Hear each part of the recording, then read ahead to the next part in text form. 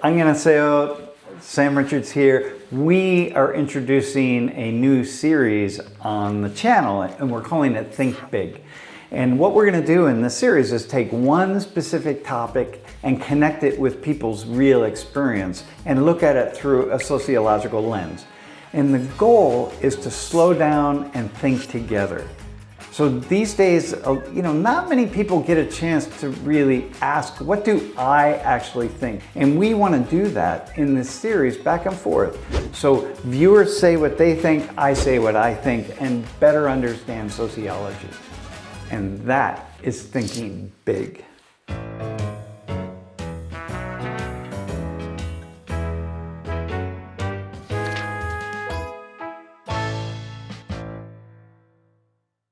So today we're going to start off by talking about a video that I just watched by the comedian Lee Soo-ji. And it's this video in which she plays the role of a kindergarten teacher. 저희 하준이 피부 예민한 거 아시죠? 그래서 대본 보고 뒷처리할 때 원에서 쓰시는 얇은 싸구려 물티슈 말고 아이고 저런. 듀오플러스 포함된 식물성 원단 물티슈를 좀 부탁드립니다. 네네네. 피할 수 없는 쓴소리의 순간 학부모님들의 한마디 한마디를 귀 기울여 듣는 민지 씨.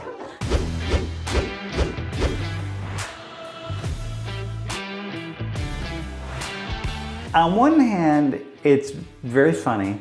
On the other hand, it's actually kind of disturbing in a way. And what's so fascinating is that so many people watched it. It went viral in Korea, so many of you have seen it. And I'm sure you are both laughing at it and feeling kind of sheepish or strange about it. Like these two things always, like how is this possible and why is this happening, and yet it's really funny. And so, trying to find the space to make sense of this video. One thing I like to do on the last day of class is take questions, and I thought it would be really nice to pick out some volunteers who didn't have a chance to volunteer.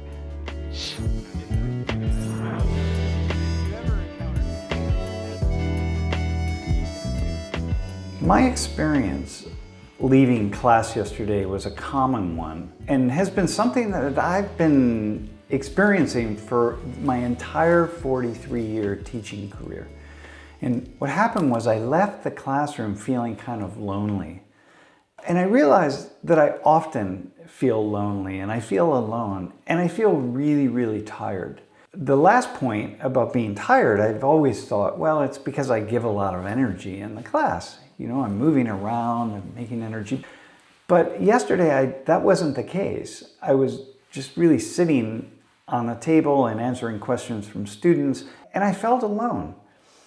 And so the other day, I had my first thoughts about why this might be happening. Why so often after class and certain situations, I feel lonely and I feel tired.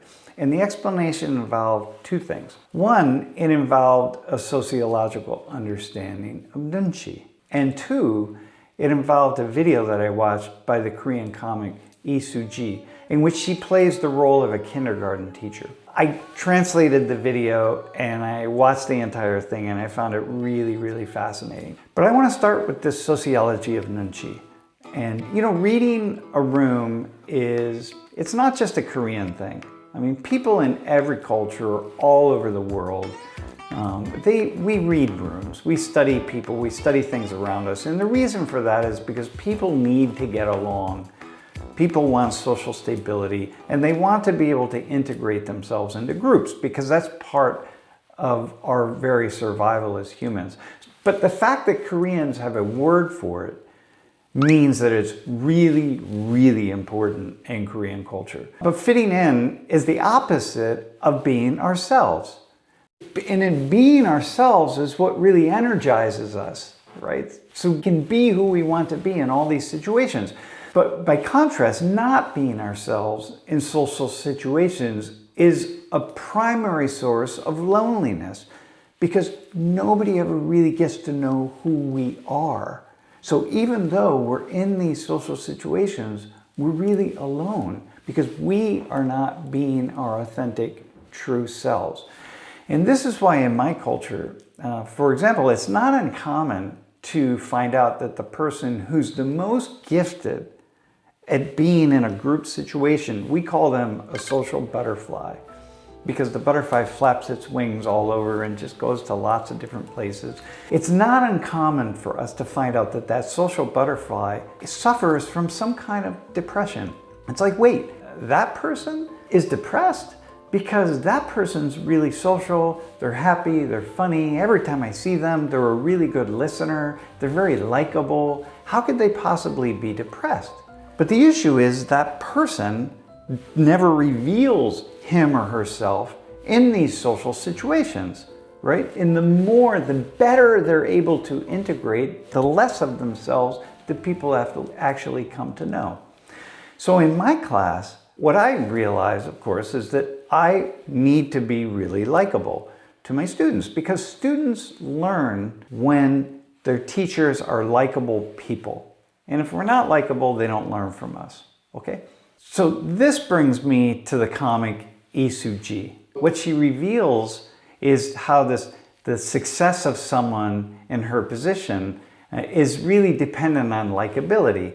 So teachers in this case, and in Korea, so many parents don't make it easy to be a teacher because the teacher has to be so many things to so many parents and so many students. And every single parent has the idea that their child is special, and so you're going to make special demands of teachers. Okay, maybe not every single parent. And so this is an issue, I mean, you know this is an issue that's talked about in Korea, and it's of course one of the reasons that the video went viral in the first place is because people see something in that video that is true. And you know, I read, for example, that half of all teachers in Korea report that they experience malicious complaints from parents. Now, maybe I would have the same thing, except that, you know, my students are college age, and so not many parents get involved in the education of their kids in that way. But what Isuji does is such a great job of making fun of some of these malicious complaints. It's a serious issue. Like, for example, the line, there are some very funny lines about, you know, she's talking about teaching these kindergarten students about trading stocks. And I only trade blue chip stocks. I mean, the absurdity of that, right? Of course, how absurd is it really?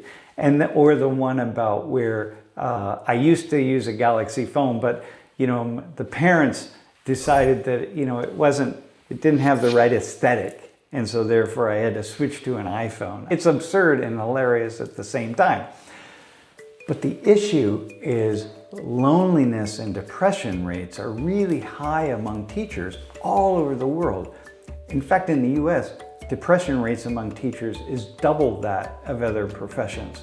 And I'm thinking that maybe I have a better understanding of how this is true because the teacher, as is true with many, many different people, managers, people who are engaging many different people, they have a very difficult time being themselves because they have to blend in or they have to, you know, read the room constantly and be what other people need them to be. And that's a very, very difficult thing. So who are you? People don't get to know us. And you know, in fact, what's really strange is that I almost never, ever feel any kind of loneliness or depression, me personally, except when I leave my classroom. And it has been true since the very first class I ever taught. Because I have really high levels of nunchi, as you would say, and I'm really good at reading the room, and I'm really good at understanding what my students need and what they need to hear from me. So now, I'm really curious about what you think. These are just some ideas that I have, but you know, think big. This new series that we're doing on the channel is really an opportunity for us to think together in this way, to engage one another, that I want to explore certain topics with you, but I need to hear from you with your comments. What I can do is kind of sort through them and then use those comments to better explain or express the sociological perspective. So I will use the comments in the next videos. 감사합니다. Thank you. Yeah, thank you.